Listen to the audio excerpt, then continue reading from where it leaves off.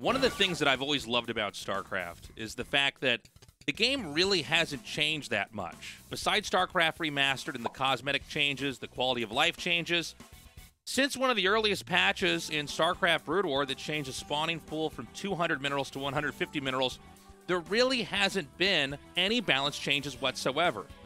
And the crazy thing about that is that unlike any other esport, you can go back into StarCraft games, look at a match that happened, let's say, 17 years ago, and you're basically looking at the same game that we're still playing today. One of the things that makes this whole concept even crazier is that the meta continues to shift. Right when we think we've figured the game out and we know exactly how it's going to be played, that we've optimized it, that we fully understood it, somebody comes up with a new approach. So what we're going to do in today's video is explore some major changes in Protoss versus Terran, changes that have had huge implications for the late game and the way that we understand the matchup entirely. If you like content like this, please subscribe to the channel, like the video, leave a comment in the comment section below, let me know what you think. And in this replay today, we're going to be looking at DeWalt versus a S tier, I believe it's 2,700 MMR Terran player on the map Butter, where we can see this new meta unfold and take another step in understanding StarCraft and what a beautiful game it is and how it continues to impress us as basically the perfect game. Before we go into our video, I do want to thank our sponsor, HelloFresh. If you haven't tried cooking and getting acquainted with the joys of making your own food, now is your chance to do so. With HelloFresh, they have healthy ingredients delivered right to your doorstep. You can pick out your menu. It comes with easy-to-understand instructions. And what's great about using HelloFresh is it allows me to become more mindful when I'm making my food. You might not have been somebody who cooked food before the pandemic, but when we were all stuck inside, that gave me the opportunity to really understand how to make my food, how to enjoy my food, and HelloFresh is a great way, if you haven't already started to cook, to learn how to do so. To start our replay off, we're going to be on the map Butter. DeWalt over here in the top right is going to be spawning in one of the two spawn locations here on this map. Our Terran player, a high-ranked S-level player on the ladder, is going to be down here in the bottom right. For those of you who are unfamiliar with DeWalt, this is a phenomenal non-Korean player. Just spent about 6 weeks in Seoul training for the ASL. He did not manage to qualify for the ASL, but he almost did. He's very highly regarded by the other Korean players as, one of the very best out there with a very modern understanding of the game. A Russian player who I hope will come back to Korea again, whether it's this year or next year, and try to compete in the ASL. As I think, I dream really that one day we are going to have a non-Korean player here in the ASL like we've had in the GSL. I do think that makes it a lot more interesting. So this style of play won't really make itself that evident until we get further along here in the mid-game. But let's talk about what PvT really was in the 25 years of StarCraft that we've had. It's a matchup that, Terran had to mech, and that was figured out very early on. And, one of the features with mech is that you can't really attack in and try to do heavy damage against a player who's got turrets and siege tanks set up. And so a lot of Protosses would end up teching into carriers or arbiters while trying to gobble up the whole map, take as many bases as possible. It's a funny matchup in that Protoss basically almost behaves like a Zerg does in some of the other matchups. And Terran really is the one that has to power up and try to push out. One thing to note about the map Butter is it is a map that does allow for a lot of cheese plays. You certainly could go for a gas steal. You could go for a gateway hidden right out here on the map. And, it's something that a lot of Protosses do. Obviously, we're not going to see DeWalt go for that this time around. Instead, it's going to be a quick expand build. And what we're seeing right now, we do have a Vulture that's going to come in here. I do like the block with the Zealot just to make sure it can't actually run in. What we're seeing right now is pretty standard PvT. The Terran is trying to send out a couple Vultures and basically punish a player like DeWalt who might go for Dragoon pressure at the entrance. DeWalt does play very nicely and does defend that here. And this is a map where I do believe the third base for the Terran is a little bit more difficult to take. There's one base that can be taken over here. Another one down here. And so a lot of Terrans do like to try to power up on 2 bases. Now, DeWalt's style, and this seems to be pretty consistent with what he's been doing a lot of in this season of the ladder. We also saw Flash open up with this specific build a lot when he was playing Protoss versus Terran. And it's a very active way to play. You make the shuttle first. You can make the Observer second. There's also variations of this where you make the shuttle and then the Reaver. One other subtle thing to note here, the shuttle's put out here to spot for a drop, and also so that if there is, like, let's say a scan here, you don't have the shuttle just sitting over the robo to give away what you're doing. So the first Observer is going to come out. Obviously, it's a mistake to drop the Observer right away. And this style of play, we should note, it's one that you're making a lot of shuttles right away. So you want to be very careful to not drop Observers. There's basically a hyper-aggressive Reaver style that you're going to be going for to start things off. Now, he does circumnavigate the turrets over here. Coming in over here now for a drop.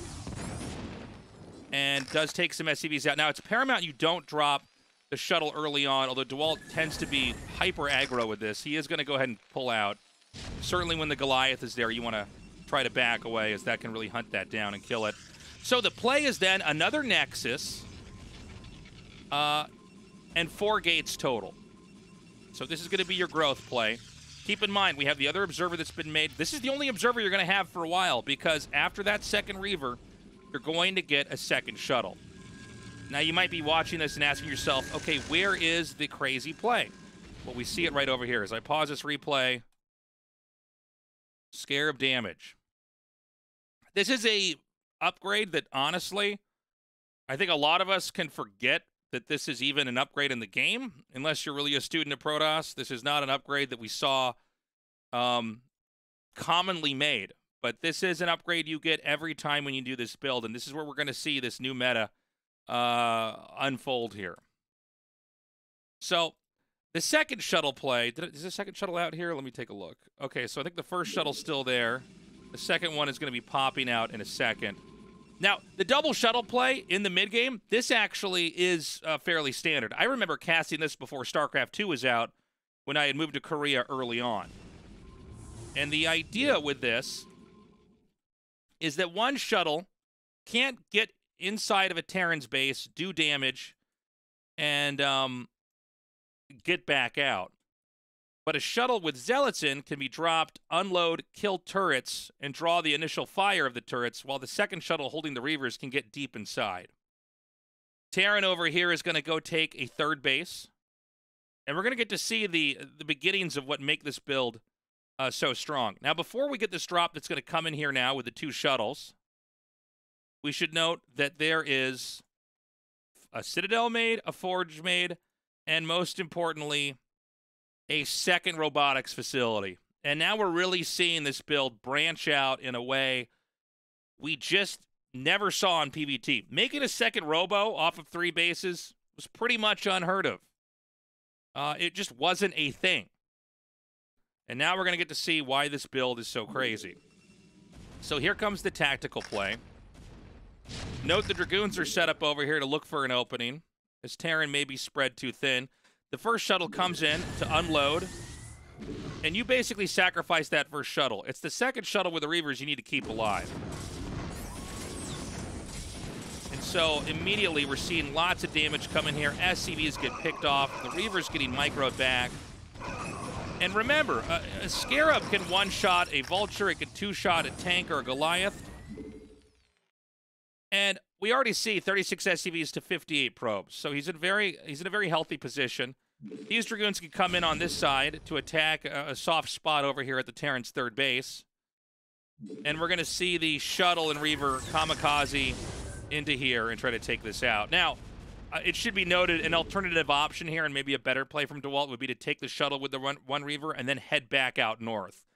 The best part about the double shuttle play with the Zealots coming out and tanking tank shots and mine shots and the shuttle tanking turret shots is that the turrets usually get cleaned up by the Zealots. It kind of organically happens. That's where the Zealots will end up going.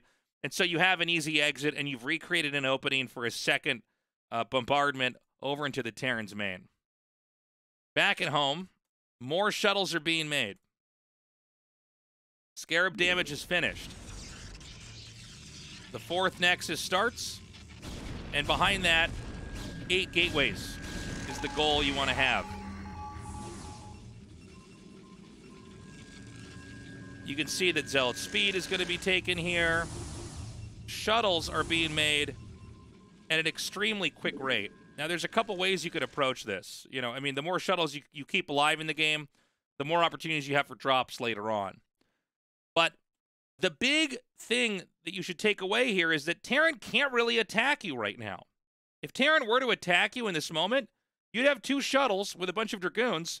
You could drop right on top of the tanks and kill them. At the same time, if Terran's being too greedy, well, you can just keep hammering them here in the main. And keep in mind, with the Scarab damage upgrade, not only does that devastate SCV's tanks and Goliaths more, you can also kill depots very easily.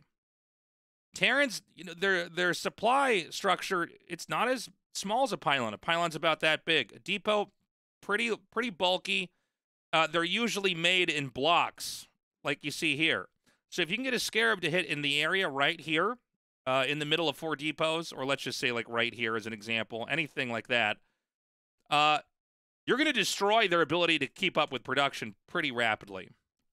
And so as there is another opening here inside the Terran's main, so come the shuttles. Once more, dive bombing in. And we're already seeing more SCVs begin to get picked off here. Now, the Terran has been doing a pretty good job of trying to defend. And so you don't have the opportunity to try to hit these depots. And again, maybe DeWalt being a little bit too aggressive in trying to get the damage in there. But the point is that Terran is getting hammered down here. Now, here's the final cool part of the tech. We will have Arbiters eventually, but he gets a Corsair. And that's one unit. I mean, if you're a Terran player, you can probably forget that the Corsair even exists if you play TVP all day. It's just not a unit you see, right? So why would he do that? Well, because we're amassing shuttles at a rapid rate and continuing to basically come in and hammer the main, the Corsair is a great unit that can then tank turret shots, allowing the shuttles to get in. And the combination of these units basically create the same effect that Recall has, only Terran can't EMP it to stop it. And that's what's so crazy about this. The older way to play, and the way that I played growing up back in Kansas City and in Colorado when I was living in the U.S. before I moved here, I mean, we always went for Arbiters. Arbiters are still great, but a lot of the plays were hinged on trying to get a recall off into the Terran's main. Terrans are pretty good at stopping that. But with this move, you have the turrets shooting the Corsair, and there's just no way to really stop the drop unless your whole army's over here. And we see once again the play with the Reaver, the Zealots, the Dragoons come down here and crack the Terran wide open. We have some Vulture harass over here. This is fairly inconsequential compared to what the Terran is having to deal with back here. And let's not forget, you know, the Scarab damage is still a factor here. Arbiter tech is coming. We have the first Arbiter being made. One thing to note is that you always get stasis with this build. You don't get recall first. I think it's fine to get recall later on. There's really no reason to not get recall, you know, long term. But really what you want to do is stasis this, and then you incorporate the Templars into the mix, by the way. The other endgame unit here is going to be Psystorm that can blanket the Terran. The Templars popping out of shuttles so they can't be EMP'd. And even in a moment like this, you could see how everything's working together. This Corsair could actually take out this command center. In a game where normally the command center might just stay perched over here forever, and there's no way that you can touch it. And one of the things that makes this so terrifying is that it breaks all the conventional laws that Terran were able to follow to basically feel safe. Oh my god, so many SCVs killed there. To feel safe turtling on mech. And the other great thing about this is that you get into an endgame position where you have speed shuttles, which are great for dropping. You have Scarab damage on the Reavers, and when you consider, you know, Terran units tend to bulk up like this, a few extra Scarab shots can completely wreck what the Terran has. And then on top of that, you've got Templars inside of speed shuttles and the backup of the Arbiter.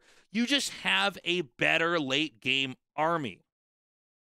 I mean, it's that simple. You are just in a stronger position than that older style where you just got the Arbiter out and you did your very best to try to get one stasis or two stasises or maybe get a recall, where so much of winning the game was hinged on just one or two spells being cast. Here, look at the opportunities that are created.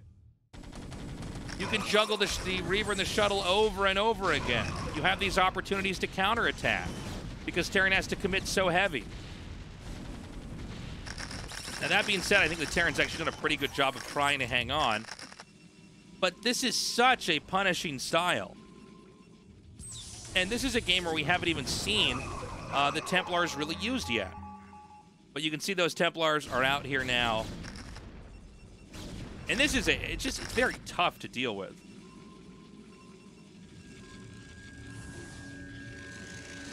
And what this really does is it inhibits the Terran in so many ways here in the mid-game. And here we go again. Look. You still have the availability. I don't know where the Arbiter is. Excuse me. There's an Arbiter somewhere on this map. I guess it's actually in the base. Maybe there's one down here with the army. You can have the Arbiter back here to stasis. Let's say a push is coming, while still having the luxury of doing these drops here in the main. Not only that, but these Scarab shots become so devastating. You can even see in here, the Scarab shots are going to be able to take out both of the armories. And now Terran's not even able to upgrade. You guys, he's already at 3-2, but you get the picture. You get what I'm saying. Now, this style is very... it's very intense. It's hard to keep up with, and I'll tell you what, as a Protoss player, it feels weird running around with a lot of shuttles. That's not the most natural feeling, but over time, you know, you can become very strong at this. And one of the big ideas with play like this is you don't always have to go to where the Terran is. You can try to run around. You can try to circumnavigate it. I guess in this game it looks like he's decided this is probably enough to have the finishing blow. But, you know, you see tanks out here like this, it's totally appropriate to just go back into the main. And you can see he's actually cracked open an entry point here.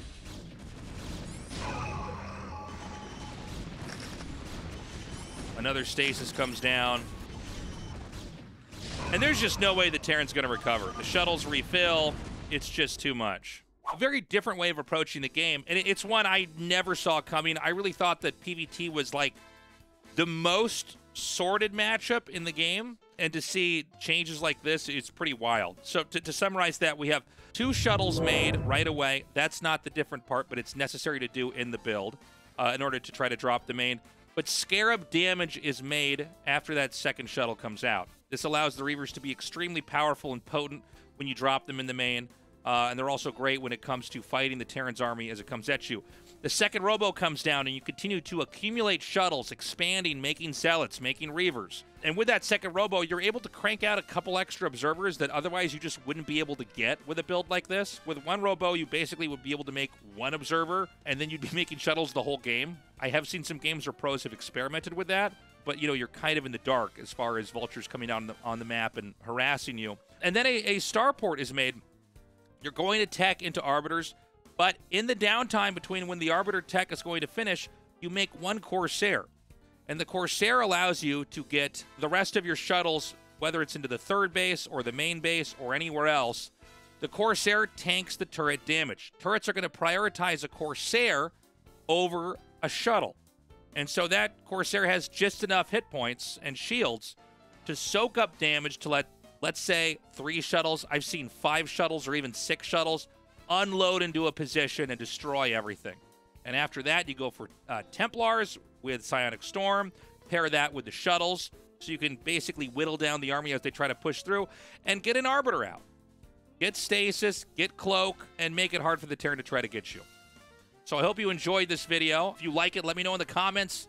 All the YouTube stuff, like the video, subscribe to the channel. I will be doing more stuff like this, and if you want to join me when I record this live, you can find my Twitch channel in the information below. We do record all this stuff kind of off the cuff here, so you can come say hi to me and watch me do that there. And go to tastelessthreads.com and check out my merch. We've got a lot of cool shirts that I'm very proud of, stuff that I think isn't too obnoxious or over the top, stuff you could wear out and be subtle and represent, you know, the games you love and the esports you love. And again, special thanks to our sponsors at HelloFresh. Check them out. Use the code below. Start cooking your own meals and get healthy. You're not going to regret it. I'll see you guys in a future video. Thank you so much for watching.